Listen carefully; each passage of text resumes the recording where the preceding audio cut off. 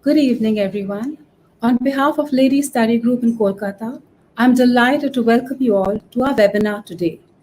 These extraordinary times have been such a unifier and a leveler too in so many ways, because whichever part of the globe you live in, or whichever part of society you belong to, the fear of the coronavirus spares no one, and we are all at equal risk.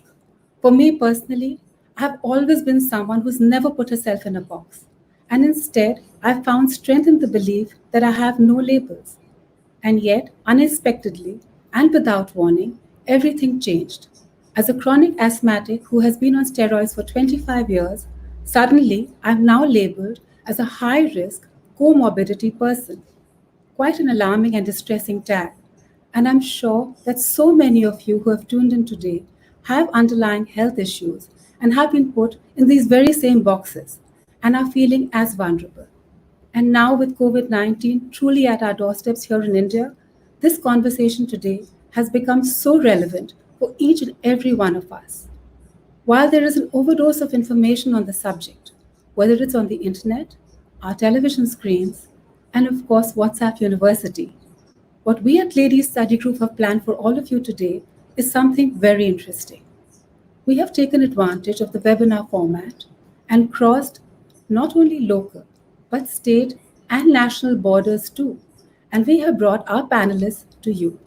So, without wasting any more time, let's begin with the real stories and the first hand experiences that our speakers are going to share with us today. I'm delighted to introduce my guest to you. And our first panelist is Dr. Harjeesh Murjani, and he is joining us all the way from New York in the United States of America. Good morning, Dia. Thank you for inviting me to this program. I'm delighted to be here. Thank you so much, Dr. Murjani, and good morning. I know it must be quite early in the morning for you. It's a Saturday morning, and thank you for doing this for us on your weekend. Sure, Doc- absolutely. Dr. Harish Murjani is an infectious disease specialist at the Hudson Infectious Disease Associates PC in Briarcliff Manor, New York.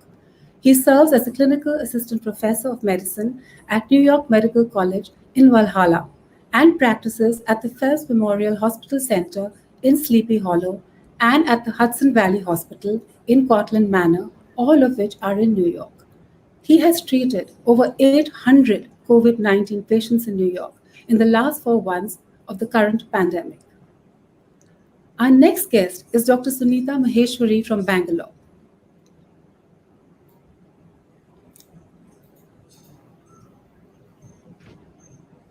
Hi, Dia. Welcome, Pleasure being here. Hi. Thank you for joining us so much this evening. So, Dr. Sunita Maheshwari has been awarded the Outlook Businesswoman of Worth 2019. A TEDx speaker, she was invited to meet President Obama during his visit in 2010. She was the winner of the Young Clinician Award from the American Heart Association and the Best Teacher Award at Yale University. She was nominated as one of the top 20 women achievers in medicine in India. She calls herself the chief dreamer at her own company, Teleradiology Solutions. And through this company, she has helped over 100 hospitals worldwide with their reporting since the start of this pandemic. Our next guest is Dr. Karan Thakur. Hi, Dia. Well, hi, welcome to Ladies Study Group, Doctor, and thank you for taking time Thank you. out for us this evening. Thank you. It's a pleasure and delight to be here today. So, Dr. Karan Thakur has nearly 15 years of experience in healthcare and is currently working as Vice President Operations and Public Affairs at the Apollo Hospitals in Delhi. He has also worked extensively to create awareness in the field of organ donation and is the co founder of Gift a Life initiative. He was most recently awarded the National Healthcare Leadership Award 2016. He regularly writes on issues around healthcare and health policy in leading publications. During this current crisis, he has been a core member of the leadership team involved in planning, creation, and commissioning of COVID 19 infrastructure and services at the Apollo hospitals in New Delhi. And finally, our very, very special guest who is joining us all the way from Ahmedabad. Welcome, Sumiti Singh. Hi, Dia. Thank you for having me along with such a renowned panel here. Oh my God. Wow. Welcome, Sumiti Singh. Thank you for being with us today. Sumiti is perhaps amongst India's first diagnosed COVID patients, or rather survivor, or actually a COVID warrior, because that is truly what she has been. She was in hospital and has fought COVID successfully, recovered well, and then also donated her blood plasma and is now back at her work.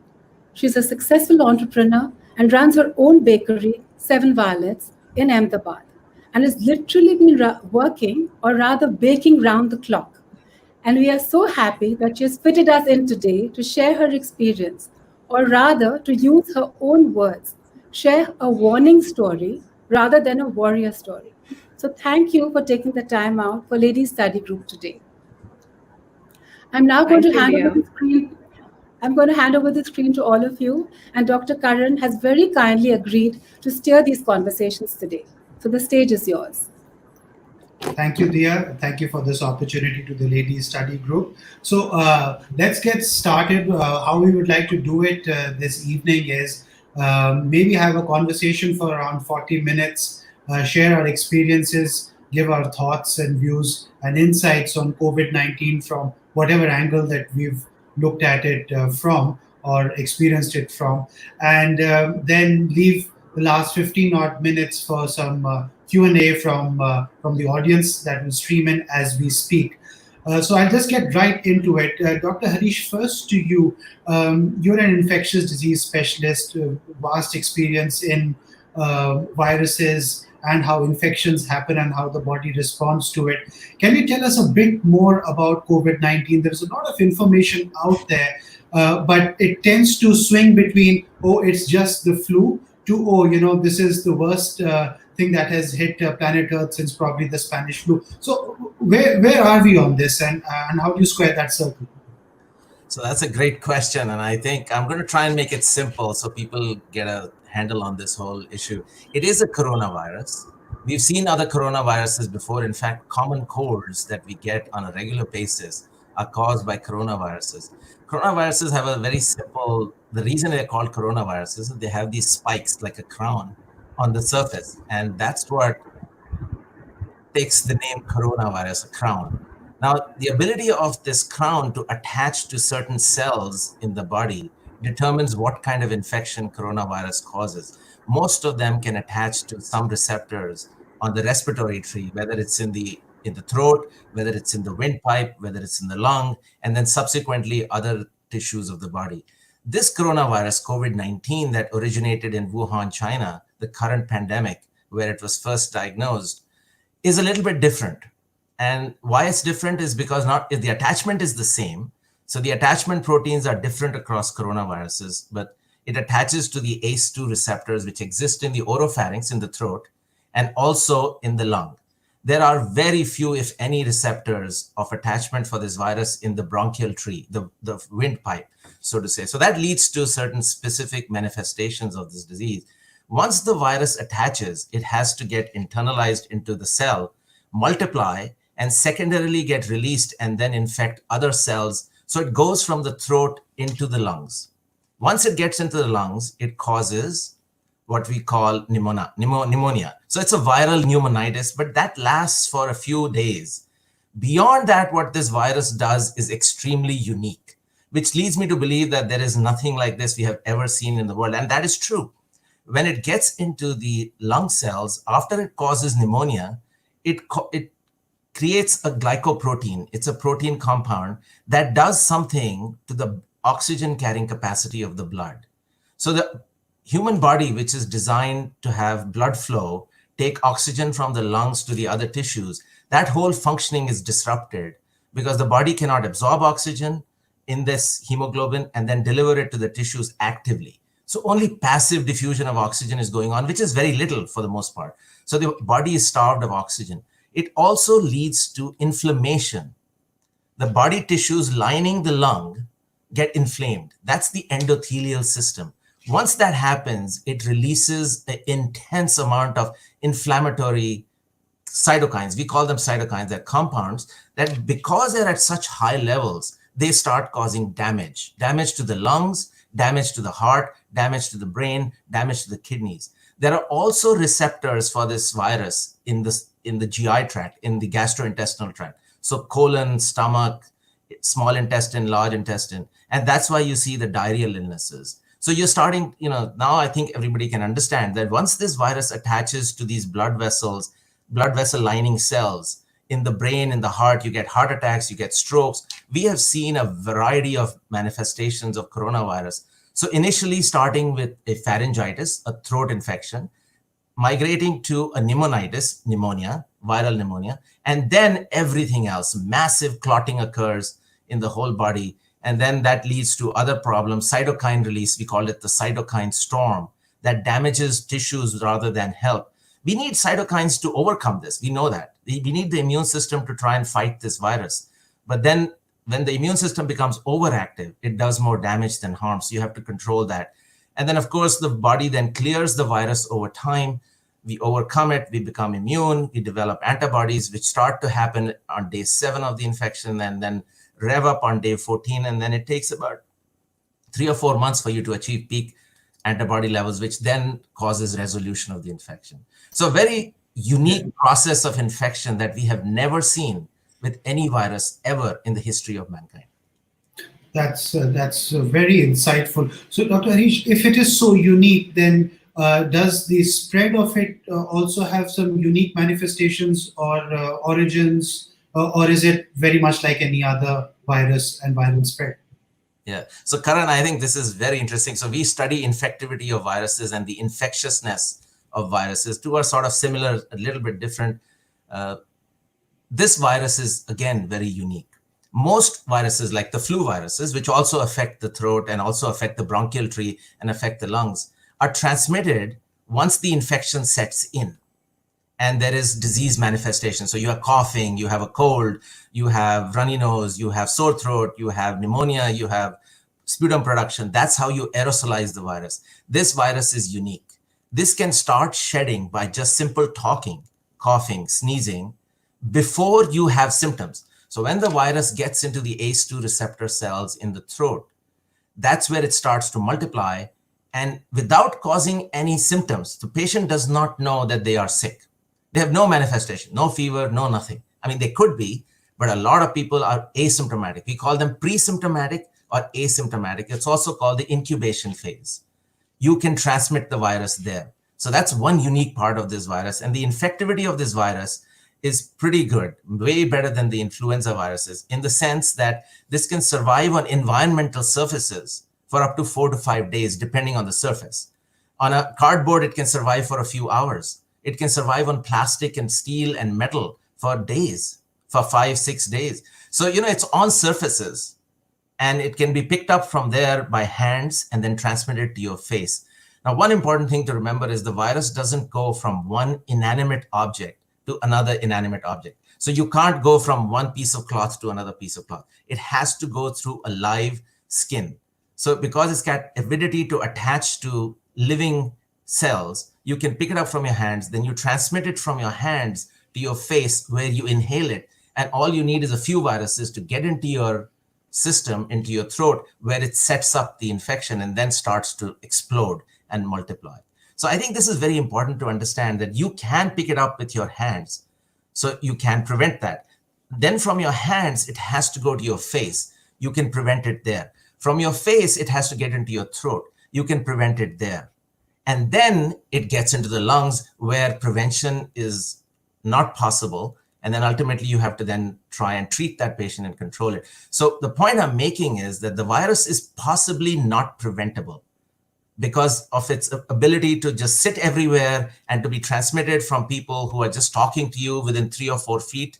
You can pick it up from those people. But what it is, it's containable. It's containable on your hands. It's containable on your face. It's containable in your throat before it leads to trouble.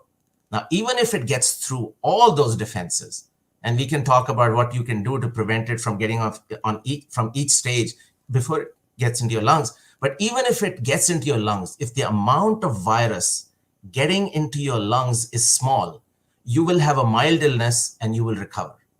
The volume of the virus that gets into your lungs is a very important determinant in the severity of disease. So severity of disease always in infectious diseases depends on the interaction of the host, the environment, and the pathogen. So if the pathogen level is high, you get very high, very severe manifestations of pneumonia and all the other complications. If the pathogen level is low and the immune system is healthy and the patient is healthy and the environment is clean, you're going to have a mild disease and you will recover. That makes sense? Absolutely, I think that's fascinating. And at that point, I just like to bring in Dr. Sunita, and you're a trained pediatric cardiologist. And one unique feature, as Dr. Harish was mentioning, amongst the many unique things about COVID-19, is that we don't find too many children getting it. Is it true that children don't get it, or is it just that they don't show or manifest any signs and symptoms of it? Is it unique from other viruses in children, or is there something we're missing, or is it too early to say? Yeah, I think initially in the initial days, the science and research kind of felt that children don't get it, but over the last few months, we have come to understand that kids can get it as well. So it's not that they're necessarily immune; it's just that it seems to be a lower incidence in children. There is in kids something we call Kawasaki disease, which has been around for many years, where no one's really understood what the cause of Kawasaki disease is. It's kind of a whole body inflammation, and then it disappears, but then it impacts the coronary arteries.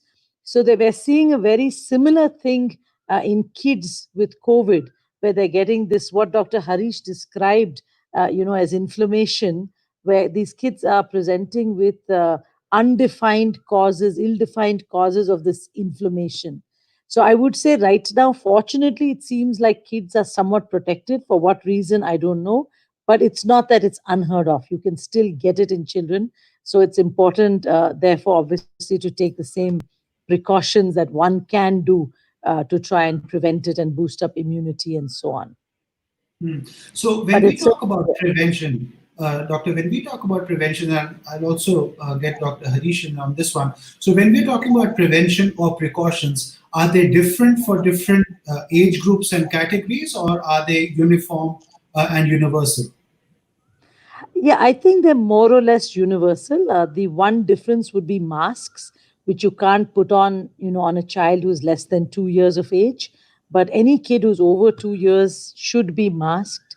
So most of the precautions are really universal.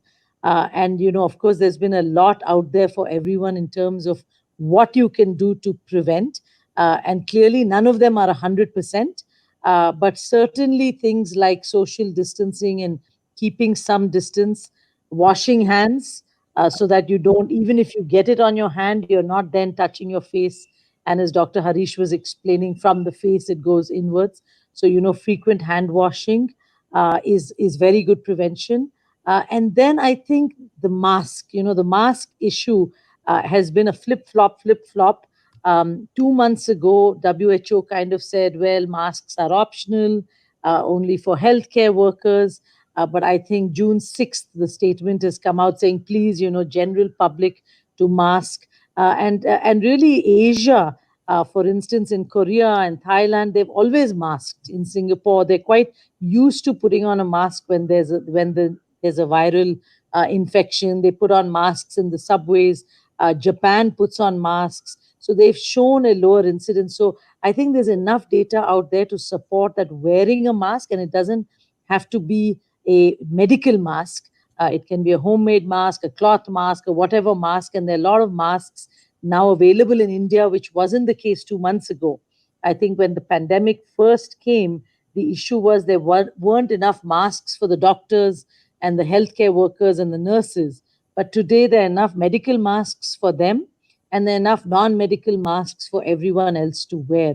So I think in India today, if we can get everyone to mask, the incidence, there's a Lancet paper that came out showing that if you wear a mask, you have a 3% chance of getting the disease. If you don't wear it, a 17%. So, your chances go up 5 times to pick up something. Now, it's not obviously with a mask, you're not protecting yourself 100%, but you're certainly reducing your chances. I would say the other thing for prevention is really overall immunity boosting, and there's vitamin C, for instance, which in India we get in amla. Chavanprash has been a very good source of amla, oranges, and just taking Lim-C, or a vitamin C 500 milligram tablet. Vitamin D. I mean, interestingly, because of the lockdown, everyone's been stuck at home and not going out, so they're not getting enough sunshine. So their vitamin D levels are low, and vitamin D has been shown to be very protective. So for those people who are stuck at home and can't get out, then supplementing with vitamin D can be is very good for building up immunity. And the third thing is zinc has been shown to be good for immunity. So either just taking a in India, you get it's called A to Z. You get a to Z tablet which has zinc. So taking zinc, vitamin C, vitamin D, honey, all the good stuff to build up immunity is really helpful. And I think I would say the last point would be reducing stress. So I think sessions such as this, because when one is very stressed and anxious about something, and I know because my daughter's an intern at she's just finished medical school, and they've had a lot of exposures, been in quarantine, in and out of quarantine, a lot of stress when you're exposed to patients with corona. And not just the docs, I think everyone else has been stressed. And stress and anxiety also lowers your immunity. So taking this kind of our Indian approach of yoga karo, meditation karo, deep breaths, so you kind of exhale and keep stress levels low, because that also improves immunity. And lastly, something that I've been doing through the lockdown is steam inhalation, because as Dr. Harish talked about it, going from the face through and down. I don't know how much this helps, but just that, the steam, for whatever it's worth, if it can knock off a few viruses from there. So I think, basic precautions of kind of not going out in crowds and big parties, and, doing your 1 meter distance, washing up when you come home, keeping your mask on when you're out there, and eating lots of fruits and veggies, and getting 7 to 8 hours of sleep. All these basic things that we talk about have become, I think, even more super important today during this pandemic. I think that's very, very useful for all of us. So masks, social distancing, keeping your immunity levels boosted up with these various supplements and easy to do solutions. I think it's good advice for everybody. And on masks, I think it's important for people to know that when you wear a mask, you don't only just protect yourself, you're actually protecting another person from getting something. So you may be asymptomatic and carrying it, and it's socially irresponsible to be going around spreading it. So it works both ways, and that's why it's important for everybody to wear masks. Dr. Harish, just before I bring in Subhiti, I just wanted to ask you, what is the importance of social distancing? And I think in a context and setting like India, sometimes it's very difficult to both achieve it and also understand the importance of social distancing. Can you throw some light on that? Yeah, so social distancing is an important concept. So again, remember the triangle: the host, the pathogen, and the environment, right? So, Sunita talked about the children not getting the disease. They are getting the disease. They're just overcoming it. The speculation is that the amount of ACE2 receptors in their oropharynx and in their lung is so small that the virus doesn't have too many areas to build up its strength. And the immune system is very healthy in children for the most part. So it fights it off. So they get a mild asymptomatic disease and they overcome it. There are, of course, children who have been now shown to have Kawasaki disease, which is a free radical disease. So, I want to talk a little bit about, in addition to what Sunita mentioned about the control and prevention. So it's a free radical disease. Once this virus gets into the bloodstream, into the lung tissue, and sets up this inflammation, it generates free radicals. Free radicals are part of the cytokine storm, which then lead to more inflammation. It's a vicious cycle that sets up and revs up and damages the tissues. So all these things that, zinc and vitamin D are all considered free radical cleansers. Now, Ayurvedic medicine actually gives us an insight into how to clear these free radicals. And some of the studies that have been done in Ayurveda, I was listening to a professor of Ayurveda from GB Pant Hospital the other day. He was talking about holy basil, tulsi, ginger. And then, of course, the best free radical cleanser and immune booster of all time is saffron. So, I am personally taking 150 milligrams of saffron, powdered saffron, every day. I'm very fortunate because it's sold under the brand name of Baby Saffron, which I can get here. And I get these 1 gram bottles, which last me 1 week each time. And so saffron every morning in my tea with tulsi and ginger. So tulsi ginger tea with saffron is the way I keep my immune system protected. And you can imagine my exposure. I went in and out of 1,300 patient rooms over the last 4 months. It was incredible. And so far I'm negative. So that's one part. Social distancing, all it does, the virus has to come out from an infected person's throat, get into the air, it's called an aerosol, and then be inhaled by somebody else. The virus is 150 microns, so it doesn't go that far. So it's not a droplet infection, it's an aerosol infection. It drops to the ground and it then stays there for a few hours, a few days. Social distancing of 6.5 feet or more has now been shown to be perfectly enough if somebody's having a casual conversation outdoors. The virus will not get to the other person from an infected person. So that's the concept of social distancing. When you wear a mask, all you're doing is reducing the amount of virus that is being transmitted from one person to another, or the amount of virus that's being inhaled. The moment you reduce the volume of virus in a susceptible person, you reduce the severity of disease. You allow the army of that receiving person to fight off this virus. So there's a battle going on, right, between the immune system and the virus. Less virus, better outcome. More virus, worse outcome. Better immune system, better outcome. Worse immune system. So that's why you see diabetics, heart disease patients, and people with underlying illnesses, obesity, who have trouble. So social distancing reduces the amount of virus that can infect somebody else. Indoors is a different story. Indoors, you have these aerosols that can go on for multiple feet, multiple meters. So 15, 20, 30 meters, and they can hang in the air for a long time. Outdoors, especially in sunlight and daylight hours, the virus dies in seconds. UV light kills this virus in seconds. And we use that concept to disinfect all our hospital rooms after a patient leaves. We have UV light going on for 3 minutes, even though all you need is seconds. Airplanes are doing the same thing, killing this virus on any surface with UV light. So outdoors, the issue is not as important as it is indoors. Outdoors, even if you are 4 feet apart from somebody who's got the virus, even if symptomatic, as long as they're not directly coughing or speaking to you in your face, the likelihood of you getting it outdoors is much less. So it's most of the transmission that occurs is indoors. I'm not saying that means that you can just go outdoors and be in, do these rallies and be in crowded areas. So the problem in India is there's a lot of crowding, both indoors and outdoors. So masks become very important. Try and distance yourself as much as you can. But if you cannot, then make sure you put on a mask. If you have a mask, make sure you wash your hands or disinfect your hands with alcohol sanitizers. And that activity of the alcohol sanitizer can last on your hand for a few minutes after that. Let's say you pick up some coronavirus on your hands. Don't touch your face. Come home, wash your hands, wash your face, and you're fine.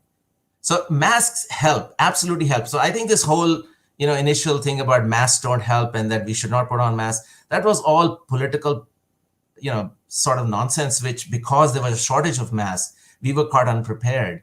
And so we needed the masks for healthcare workers. Otherwise, the healthcare workers would have been compromised.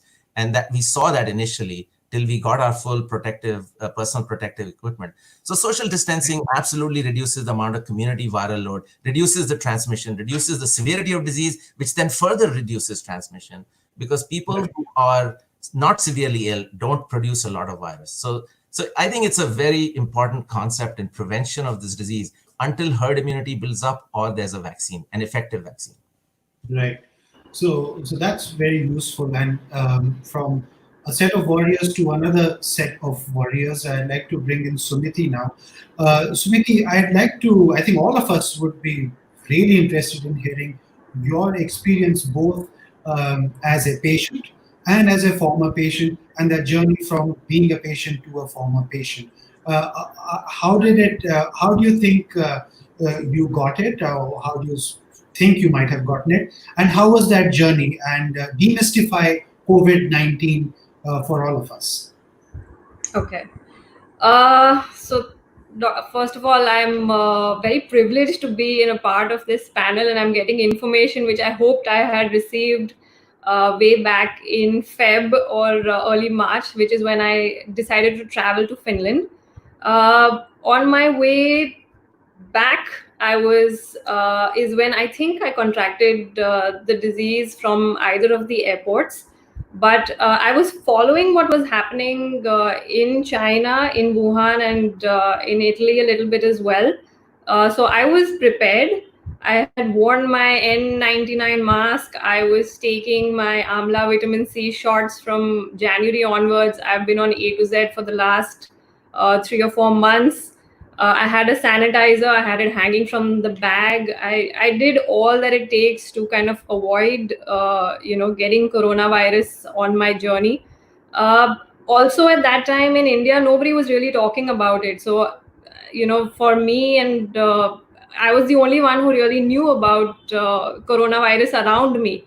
There were no travel advisories. There was absolutely nothing being spoken about quarantine, nothing. So, people around me told me that I'm paranoid, that you're thinking too much. You think that you will get some disease, and it's just gonna stay in China. It's just gonna stay in Italy.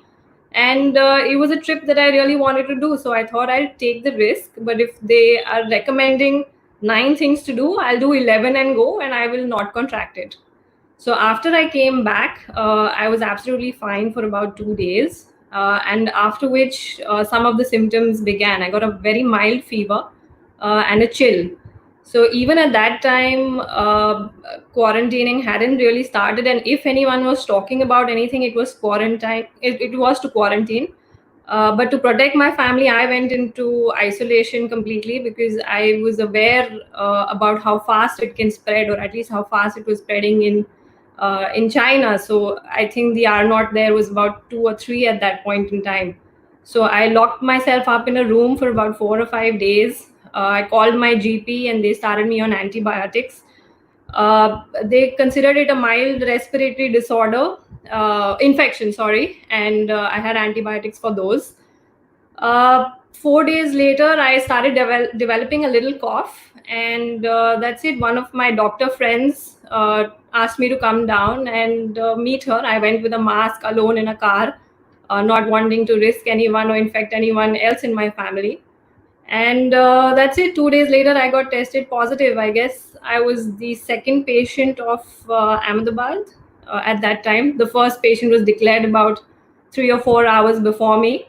So there was absolutely intense scare around what was going to happen. I mean, wherever I went, so my family was stressed.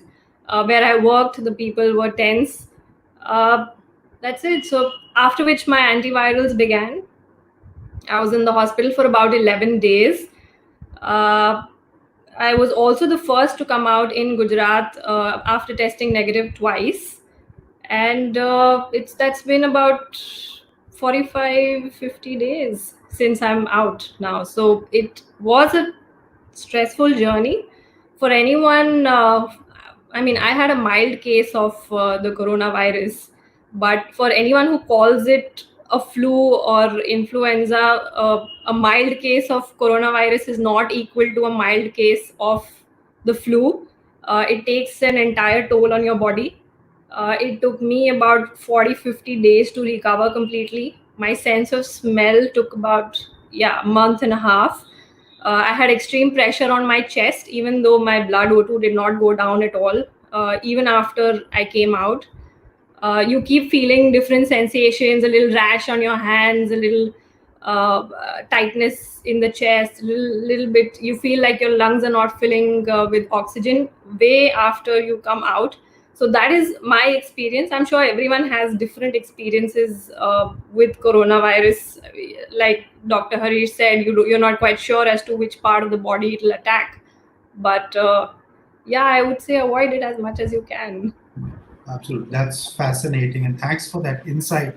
So why did you then decide to become a plasma donor? For all our viewers there, plasma is a therapy that is currently being experimented where the theory is that the plasma can actually, a person who has had COVID-19 develops antibodies, which through the plasma can help those with very severe forms of the disease. So, Sumiti, why, and how did you take that call? It was a very natural decision for me, and even while I was in the hospital, like I said, the doctor was my friend, and I would keep asking her, when can I donate plasma, when can I be useful, when are these antibodies going to come of any use to anybody else. And this was experimental outside of India. When I was reading about it, it took some time for ICMR to develop a protocol that could be used in India, and thus, once that happened, the hospital called me, and I didn't even think twice about it. It was very natural. They said, "Can you help?" And I said, "I will do anything it takes to help or to save somebody who is life is in trouble. If I can help, then nothing like it." So yeah, it didn't require too much thought. It just naturally. Good on you for that. And has any of the effects of COVID-19 lingered on, or do you think you are well through everything that you had experienced? As of today, I came out on 29th of March, and we are on 20th of June now. So it's about 3 months. 40 or 50 days it took me to recover. The weakness was unrelenting. It lasted much longer than I anticipated it would. Now I am absolutely fine. I don't think there's any issue. I'm working out. I'm working.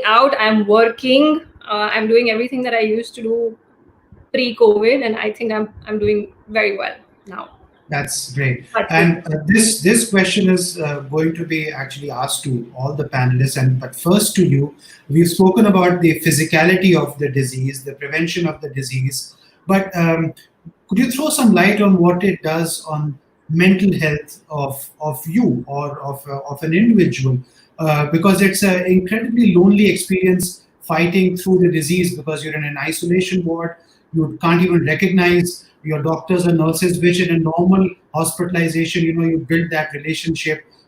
It's got to be a little dystopic. So how do you think you battle that, and how do you think it affects the mind? As a person, as an individual, I think I'm relatively strong. I don't really crack under pressure too much. So for me, when I heard it, first of all, I was shocked because I taken all the necessary precautions that one would tell you to take, and I still contracted it. So I thought it was just tremendously bad luck. But immediately the antivirals began within the next hour or two, and then I would ask the doctors what next and what do we need to do to get behind this, and they gave me a plan of action, and I wasn't showing too severe symptoms, so I think I was doing all right. So it was not very difficult for me, but I know that I was in a hospital where whoever was receiving the information was getting very, very stressed. I saw some people crying. I saw somebody's BP shoot up. So everyone was reacting in a different way, but I think I was relatively okay. That was to begin with. So also the symptoms of coronavirus are not linear. So you'll feel something for 3 days, like a fever. Then for 2 days you'll be fine. Then you'll get a cough. Those symptoms will last you about 3 or 4 days. Then you'll be fine. Then the breathing symptoms will come. That'll be for a day or two. So you're going through a lot of things that are happening. You feel great on the days where you feel fine, like your body's fighting. But the days you get a little bit of breathing issues is actually, that was the only time that stressed me out a little bit, where I was like, what is happening? But beyond that, I think I knew I had to fight it. So there was no two ways about it. So I was pretty strong that ways in terms of giving my body the best shot mentally. And my doctor gave me only one instruction. She told me, just drink water and rest. So that's the only thing in your control. So that's what I did. Rested, drank water, and kept a positive attitude. That's it. That's great. Dr. Harish, I just want to bring you in. You've seen over 800 patients, and this has been going on for weeks on end now. And we don't know for how many more months it will sustain.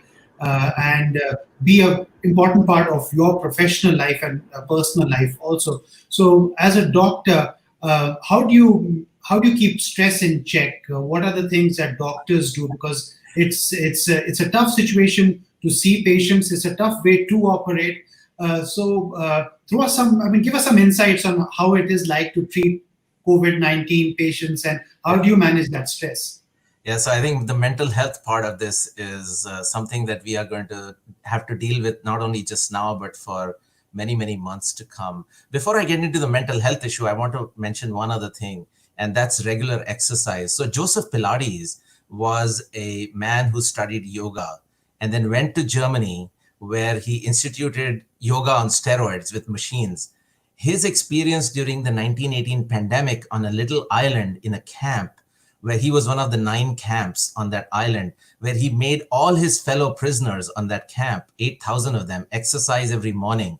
None of them died, whereas everyone around him, all the other 8 camps around him, the death rate was 25 to 30%. So I think regular exercise in the morning is, we call this movement heals. So yoga has a basis in prevention, and we should institute that. Not only that, it actually helps you with your mental health. So it makes you feel good. So yoga has many, many benefits. And I think just any form of regular exercise, movement gets your immune system going, gets your blood flowing, and helps you fight off this virus. The mental health aspect of this, from a patient perspective, you heard Sumiti talk about it. We've seen it. We are doing behavioral health screening with PHQ-9 forms, PHQ-20 forms. We are seeing immense behavioral health issues come up because everybody is stressed, not only in patients, but in people who are essentially quarantined, or patients who are not allowed to do their regular work. And, children are staying home from schools. All that creates stress, which is not what people are used to in their life before COVID-19. So that leads to emotional, physical stress, and that has its behavioral health manifestations. So I think there'll be a huge need for psychological and psychiatric services for many, many months, if not years to come, as a result of this pandemic. That's one part. From a provider perspective, I can tell you there was days when I saw 30, 35, 40 patients in one day. There were days when I was working 18 hours a day from 6 a.m. to 12 midnight. This was a huge amount. I've seen more than 800 patients and then, of course, the stress comes from the fact that a lot of them died. We had an 18% death rate in the 2 hospitals that I was coordinating the program in. And that is actually much lower than, that's overall, that's much lower than some of the other hospitals in New York City. But having said that, when you lose 154 patients over a period of 5 months, it does take its toll. So I would come home and then, I was working nonstop. There was a period of about 3 weeks I did not take a single day off. And then when I took a day off, I would just sit on my deck. We have a nice deck in the backyard. I would just open up a nice bottle of wine and play some good music like Ella Fitzgerald or Louis Armstrong or some of these old songs from Bollywood, Pal Pal Dil Ke Paas Rehti Ho and all of that stuff. And just get my mind off of things and, get enough sleep if I could. I mean, it was a very, very stressful time. Over the last 4 weeks, things have improved tremendously. Not only have we understood the pathophysiology of this disease in the United States, we have now figured out where this virus comes in from, what it does. And then the speculation is how it essentially creates this reticular endothelial inflammation. I think it's from lysis of hemoglobin, but that still remains to be proven. Having said that, now we are instituting a 4-pronged strategy of treating a patient. And over the last 4 weeks in the 2 hospitals, more than 65 patients now admitted, none intubated, and no one dead. So I think we've conquered this disease. We are in the process of prevailing. The vaccines should be available, and this will all reduce mental health stress.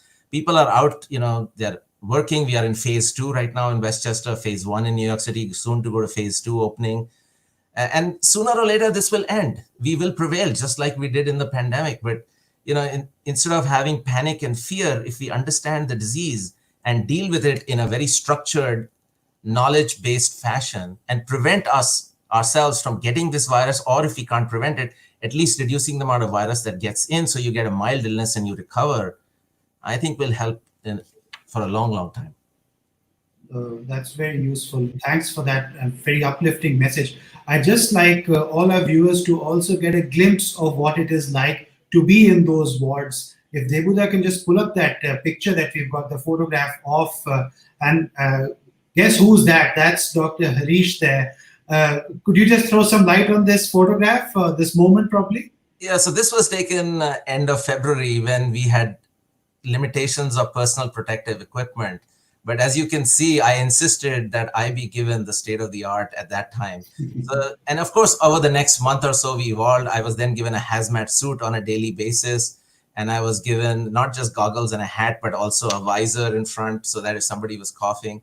I'm happy to say I've been tested now many times, both for nasopharyngeal swab and for serology, and I'm negative. So despite the intense exposure of 800 plus patients, 1300 plus visits over the last 4.5 months, I'm still negative. So personal protective equipment and personal protection, what we described on a personal level, does work. I was drinking hot water every 3 to 4 hours because I said if something got into my throat, it has to stay there for 3 to 4 days before it gets into my lungs. I'm going to kill it there with hot water.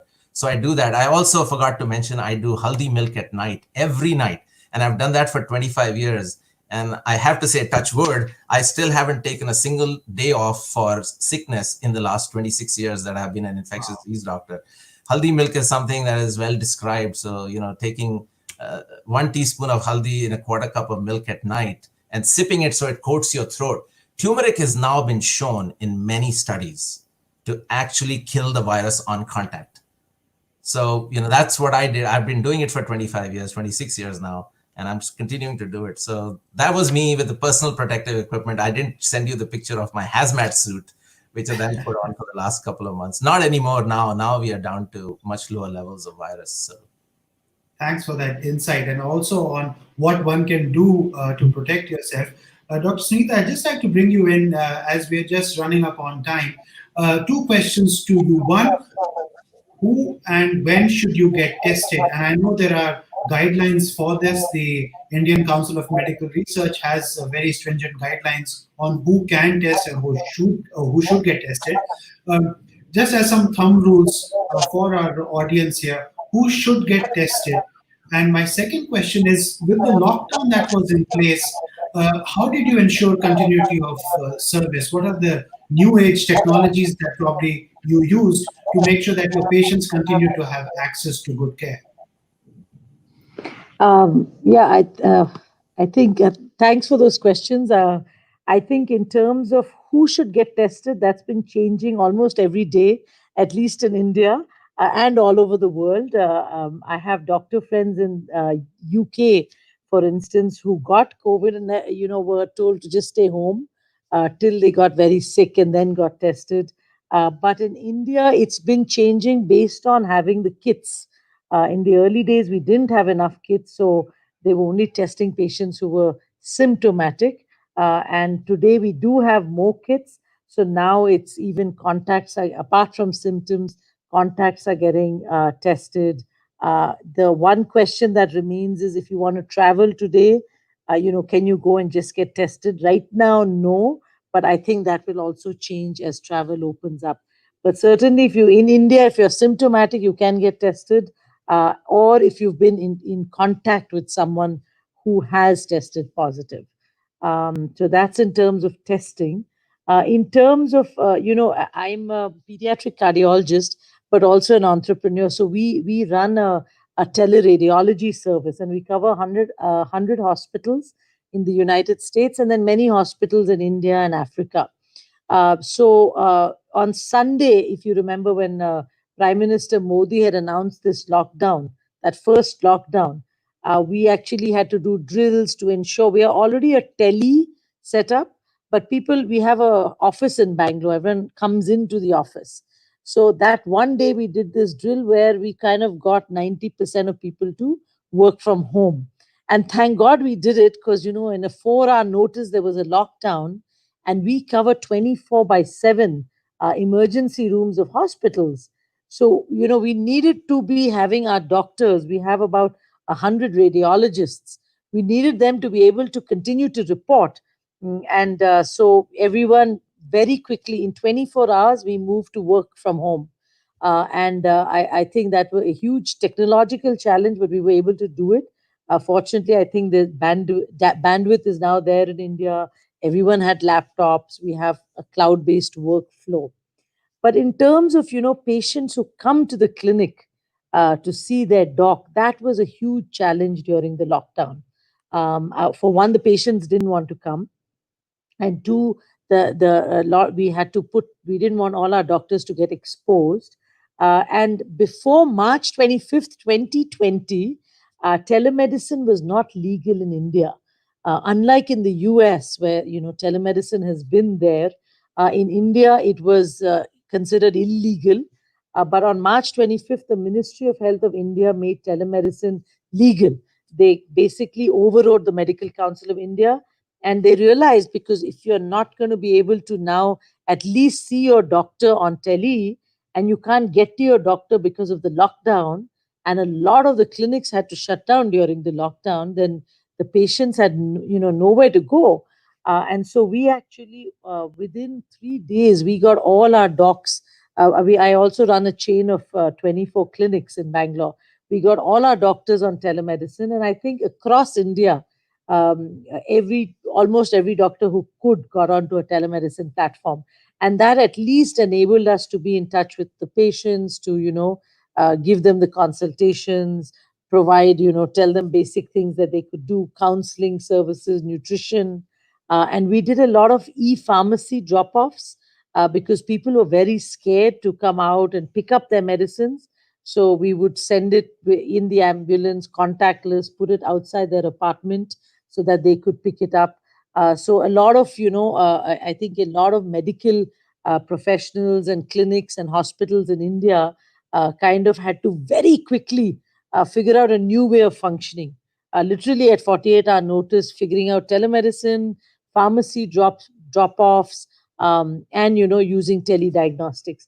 So it's really drastically changed the way we doctors work. And it's also changed the way, I think, even though the lockdown has ended, we still have a 30% for each doctor per day. 30% of their patients today at our clinics are on tele. So the acceptance also rapidly improved. And I think it's here to stay. Probably over time, people will want face to face, but telemedicine is a very good add-on to the face to face. So Right. a new way of medicine in India now. Yes. So I think there's been a disruption, and that has helped us adopt these newer technologies, which were sort of just chiming along as we went, and suddenly there's been a higher adoption. So that's very useful for our audience here to understand that, listen, telemedicine is a viable medium now to tap on to for the continuity of care that you might need for your non-COVID demands. And I've just got my last question to Dr. Harish, and I want you to answer in 15 seconds, more like a pop question. When does the virus die? Okay, so what happens post-virus, and when do we see the end of this virus? The answer is in the vaccine. The answer is in antivirals. We do have antivirals now, at least the first one. We should be getting second and third soon. The first vaccine, which is the AstraZeneca vaccine, should be available hopefully in October. But I believe that vaccine is going to only work for 6 to 8 months, so it may be a bridge to a final vaccine, which I think will be either Pfizer or one of the other vaccines. The Israelis are working on a glycoprotein vaccine, and that is probably the most exciting to me. In the US, Dr. Fauci has been promoting Moderna as the mRNA vaccine, but I think that's actually a substandard vaccine compared to the Pfizer, but that's my own opinion. So I think the vaccine will basically change everything. Life is going to change as we know it forever. As was mentioned today, we are going to have to re-engineer all parts of our life. We're going to have to live in a very different environment, in a very different way, not only physically, but also from an economic standpoint. Life is going to be different. How we interact with others, it's going to be different. So the end of this virus will be the vaccine. And what is great about this stuff is that the innovation and the knowledge in the United States that is emerging to deal with this virus and to bring this virus under control is quite remarkable. I have never seen in my life or ever heard in my life in the history of medicine such rapid pace innovation. It's not happening in Europe as fast. It's not happening in the rest of the world as fast, only in the United States, because we have the tools. I shouldn't boast about it, but it's the truth. Most of the answers and reliable answers are coming from the US healthcare system. So it proves that in a state of pandemic, even though we were caught unprepared in the US, we still have possibly the best healthcare system, and this will benefit the rest of the world. So I'm happy to report that this virus, we shall prevail, this will end, and life will change. And I think what we are going to see is the benefits of hand washing and personal hygiene and social distancing. The incidence of flu and respiratory infections and multi-drug infections will drop dramatically. So our own Manhattan Project for the 21st century. On that positive note, I'd like to thank my panelists. Thank you for those wonderful insights. It's been so educative, a learning experience. And Sumiti, I'm inspired, with your poise, your strength, your bravery, and the way you've explained it to us. Is really more reassuring. So thank you for that and for your insights and for coming out and sharing it with the world. I know a lot of people want to not even talk about it as if it's a taboo subject. So thank you for that. Dia, I'd like to bring you back in for any other questions that our audience may have.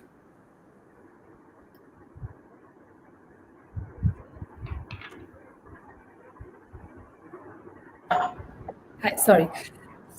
That was so amazing, so insightful. Thank you so much, each and every one of you. But we haven't heard from Dr. Karan. What is the situation in Delhi, Dr. Karan? How is it? There's so many cases we keep hearing about in Delhi. So how is Delhi dealing with the situation? Right. We are about 2 weeks behind Mumbai. Mumbai did see a huge rush of cases that we had. It's not getting any more severe. So yes, the numbers are increasing because the testing has been ramped up. A lot more patients are now going into home quarantine because they are very mild and in many cases asymptomatic. So yes, I think we have to get beyond just looking at numbers as the only metric of how good or bad this disease is turning out to be. But yes, it is going to be a challenge for us for the next 2 to 3 weeks. And I think we are 2 weeks behind Mumbai is what our rough estimate is. We are seeing some bits of plateauing in Mumbai. So I think we should also catch up with them by the first week of July and hopefully start seeing a decrease in numbers. Okay, thank you. Thank you so much for that. So we've had a whole bunch of questions while you all were talking, and I'm going to quickly take a few of them. So one of them is from one of our members. Her name is Dr. Nandini Ray. She's Calcutta's top eye specialist. Her question is, can a person who has a mild infection and has developed antibodies, can he or she be an overt or a covert source of information? So any of you could take that question. I can take that, Dia. So, Sure. antibodies do protect. We have not seen recurrence or relapse in someone that has already recovered and has antibody. The data is out to 6 months. It is possible that as the antibody levels decline, especially in those who had a mild infection, that they may be prone to a second infection. But even if there is a second infection, we know that from the history of coronaviruses and other viruses that the infection will be very mild, and the overwhelming possibility is close to 100%. The patient will probably recover unless there's some other extraneous sources. So can those people be sources of infection? So we've shown, at least in our system here, that viral shedding from the oropharynx can occur for up to 6 to 8 weeks after the patient gets infected. Now, whether the patient is infective or not after they have recovered from the clinical illness remains to be seen, because these could be just DNA fragments in the system that are being shed over time. So we do, for abundance of caution, we do tell people to wear a mask in that situation.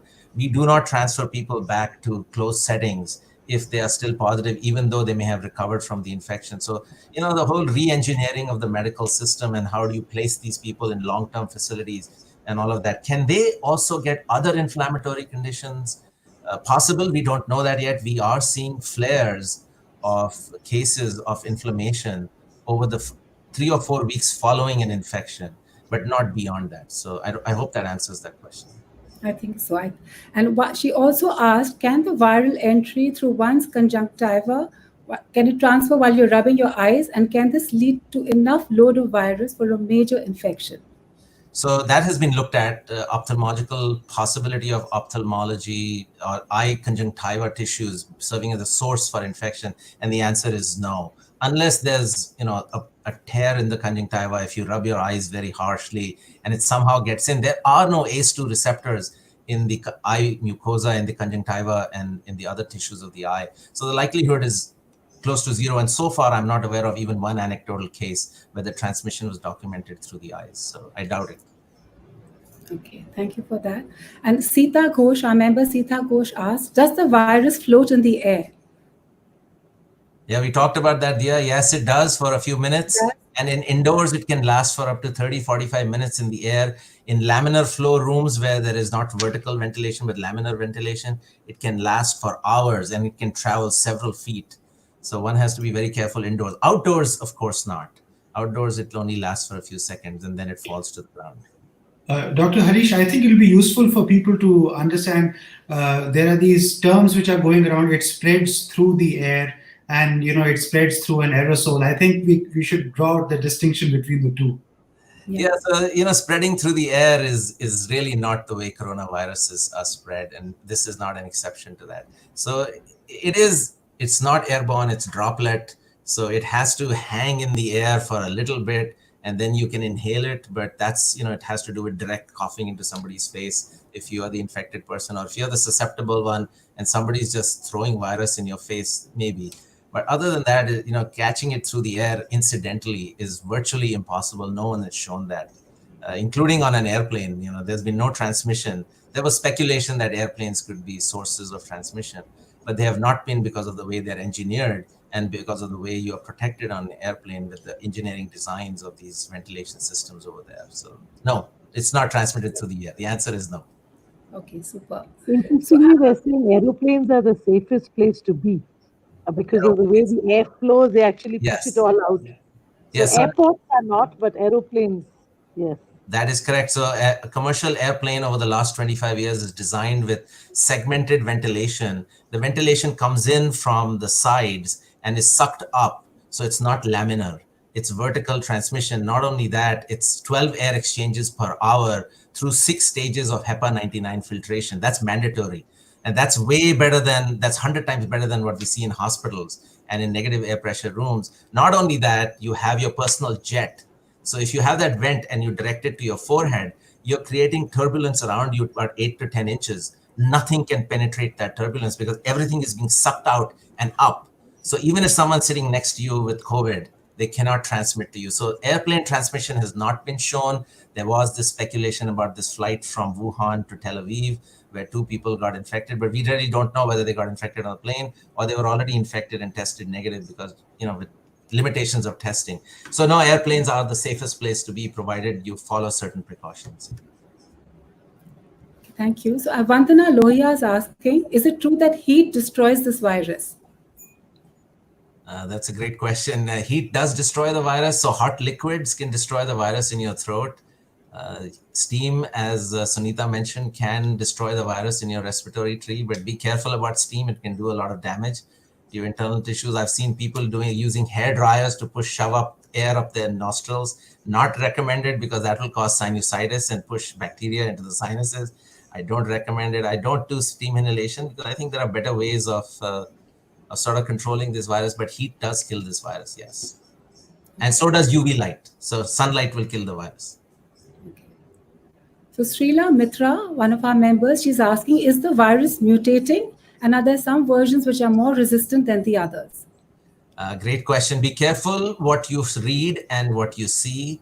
A lot of nonsense is being published around this whole story. The virus is changing, but changing at a very, very slow level and very minor changes. For the most part, it's remained the same. So for people to speculate that one virus strain is stronger than the others and has a higher R0 factor, I think it's all speculation. Nobody has done any of those studies. People are just trying to, create fear and panic. And I think, Dia, what you have done through this group is given information to fight that fear and panic.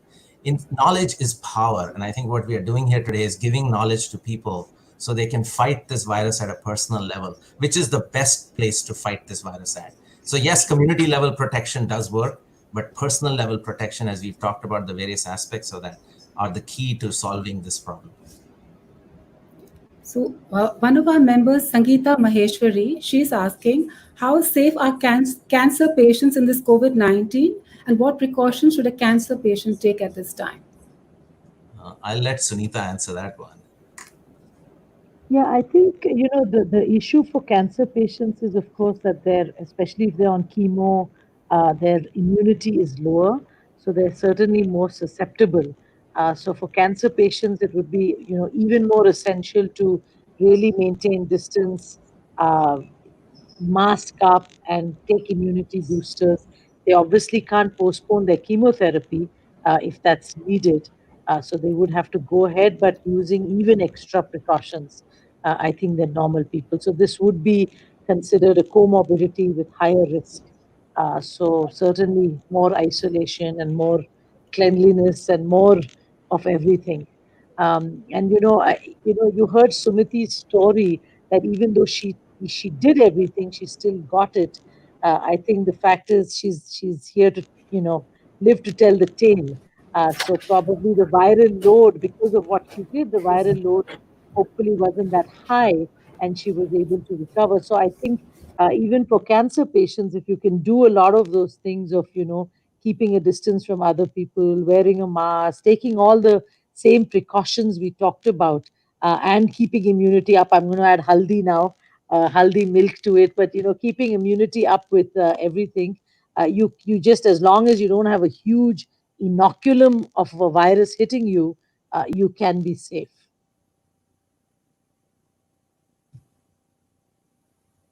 I think we lost Dia somewhere.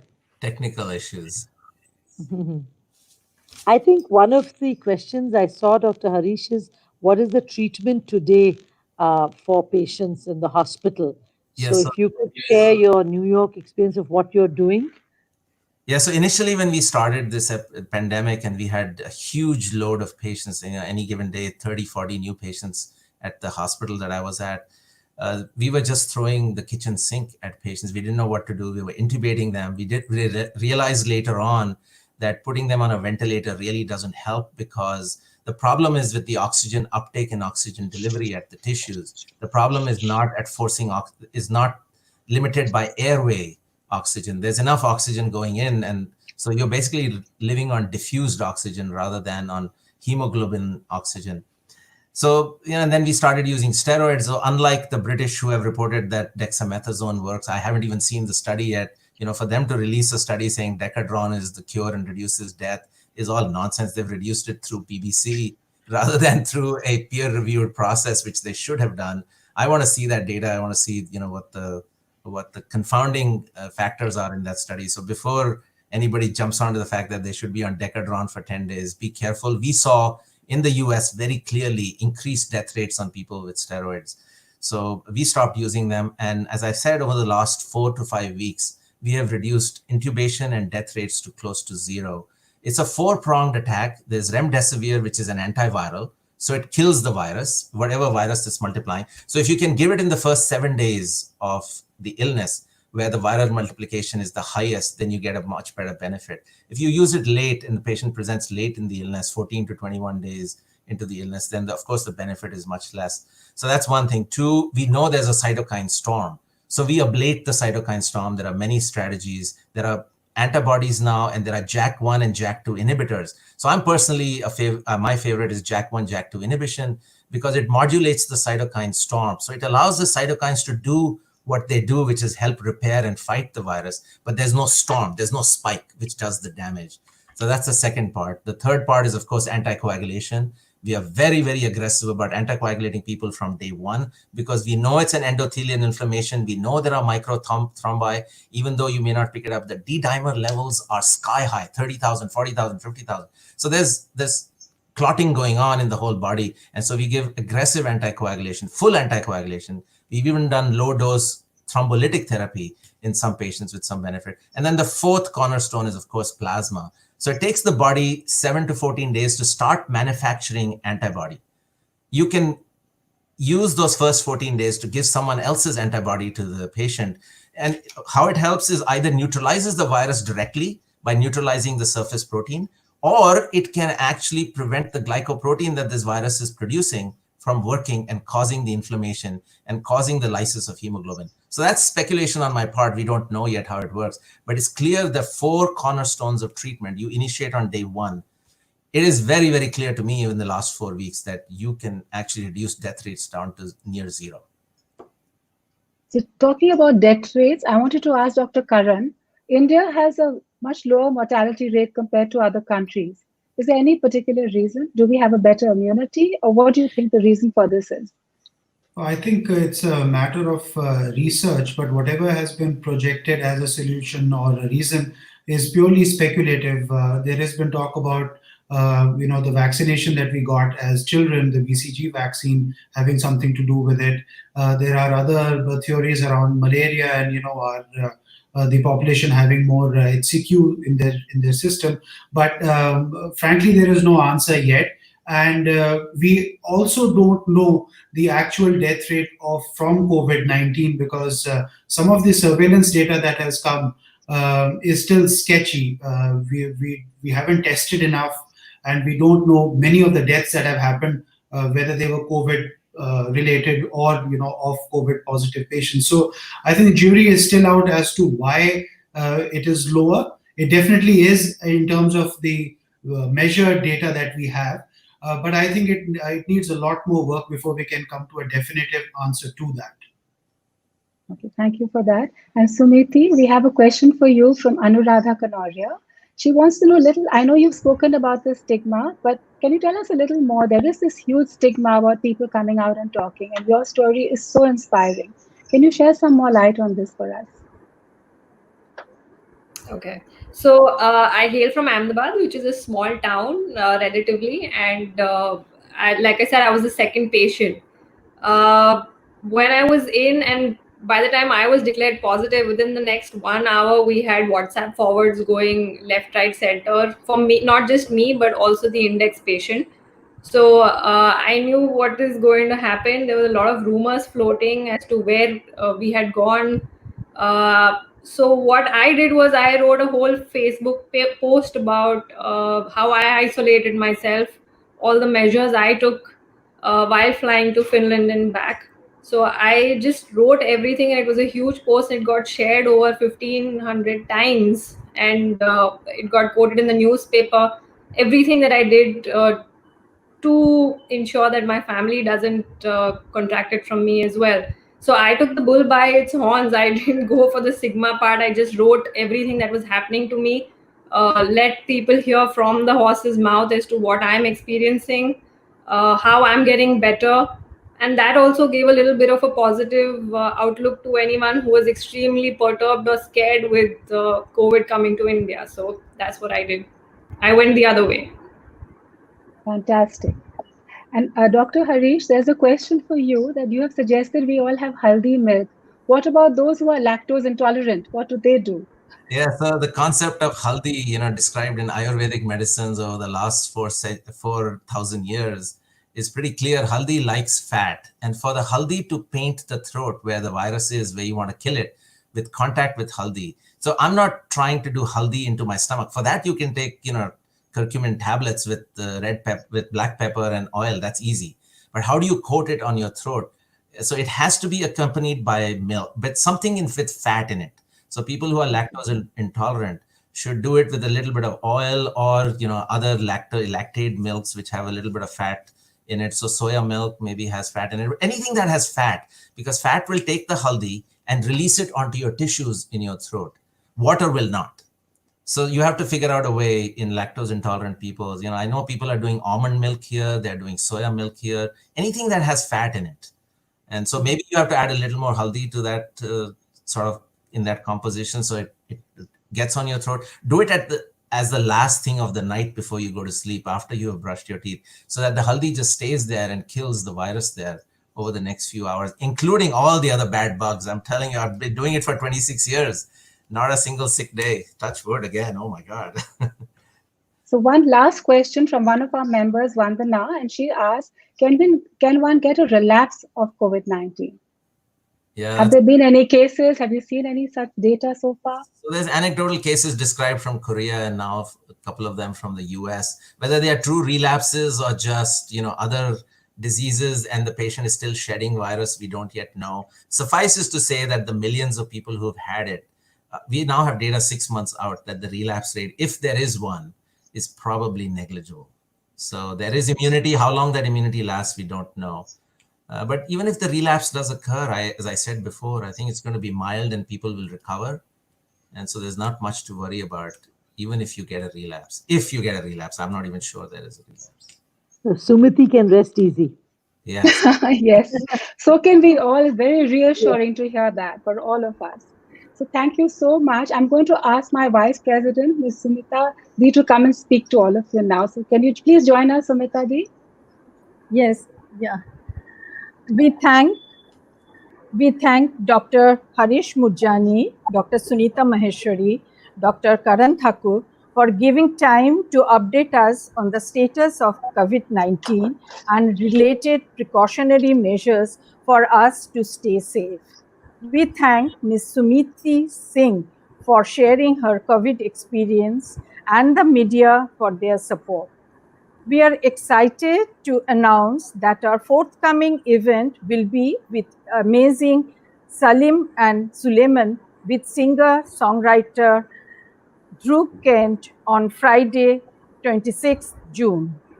Stay safe and see you all soon. Thank you. Thank you, Sumita Di, and thank you all once again. While we are definitely in the middle of a crisis, I think there is light at the end of the tunnel for all of us. So I think for all our members and the others who tuned in, do follow the suggestions and let's embrace the new normal together. Thank you again, each one of you, for joining us this evening. Stay safe, stay healthy, and on behalf of Ladies Study Group, I wish you all a lovely weekend. Thank you so much. Thanks so much. Thank you. Bye. Thank you. Bye-bye. Bye bye.